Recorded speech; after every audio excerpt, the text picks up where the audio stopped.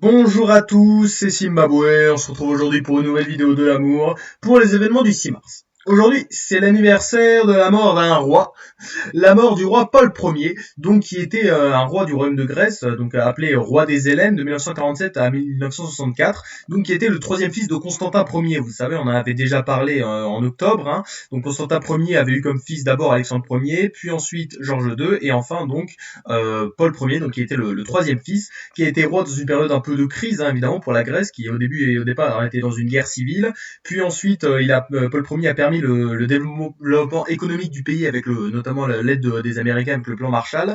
Et donc il meurt en 1964 donc à cause d'un cancer de l'estomac. Et donc c'est son fils Paul Ier, non, son fils voilà Constantin II qui lui succède en tant que roi des Hellènes. Voilà. Et il faut savoir qu'il n'a été lui roi que 9 ans et depuis en fait il est prétendant au trône de Grèce parce que la Grèce est devenue une république. Mais donc voilà, il faut savoir que il y a toujours un prétendant, il est toujours là, ça fait 46 ans qu'il attend, peut-être qu'il reviendra au pouvoir, peut-être pas, on ne sait pas. Mais donc voilà. Donc à retenir. Aujourd'hui, c'est aussi l'anniversaire de la création d'un célèbre parti, la création d'un parti communiste, le Parti communiste portugais. Et oui, on a déjà parlé par exemple du Parti communiste français, du japonais, bah on va parler du Parti communiste portugais. Donc qui a été fondé en 1921 évidemment, donc on est quelques années après la révolution russe. Hein.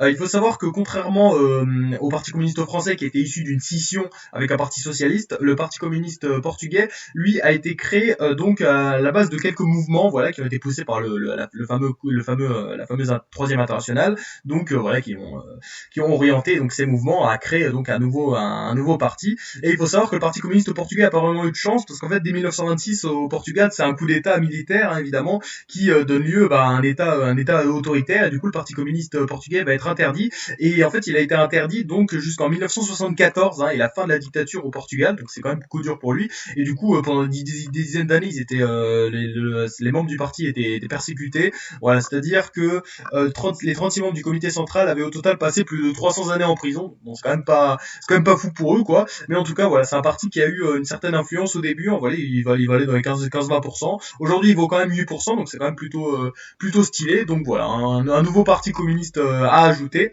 à retenir. Et aujourd'hui, c'est aussi l'anniversaire d'un célèbre arrêt aux États-Unis qui a fait une grande polémique, l'arrêt Scott Sanford, donc voilà qui met fin à ce qu'on a appelé l'affaire Dred Scott. Alors Dred Scott, c'était un esclave noir, hein, évidemment aux États-Unis, donc dans les années 1850. Il a été esclave toute sa vie, puis donc au début des années 1850, il voulait avoir sa liberté parce qu'en fait, il était dans l'Illinois, et c'était un État où l'esclavage était interdit. Sauf que en fait, sa maîtresse ne voulait pas qu'il devienne libre. Du coup, il a attaqué sa maîtresse en justice et ça a été une grosse affaire qui a duré plusieurs années. Et Scott était soutenu donc par pas mal de personnalités du Nord. Et il faut savoir que en fait le juge donc a décidé de ne pas donner la liberté à Dred Scott et il a donc créé cet arrêt Scott Sanford en fait qui disait que un noir dont les ancêtres ont été amenés aux États-Unis et vendus comme esclaves, qu'il soit réduit en esclavage ou libre, n'est pas un citoyen américain et donc ne peut pas exercer une action en justice devant les tribunaux fédéraux et donc le gouvernement fédéral n'a pas le pouvoir de réglementer l'esclavage donc dans les territoires fédéraux acquis après la création des États-Unis. Et en fait, il faut savoir que cet arrêt est très connu parce que c'est un des seuls arrêts donc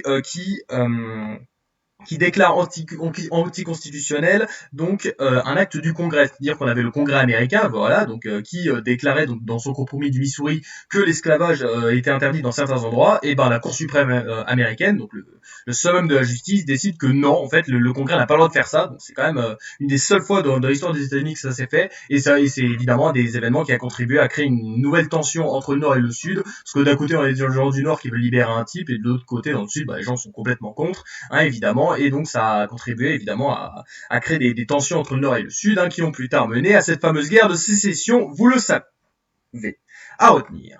Donc voilà les trois événements du jour. On a la mort de Paul Ier, roi des Hellènes en 1964, la création du Parti communiste portugais en 1921, et donc l'arrêt Scott Sanford en 1857.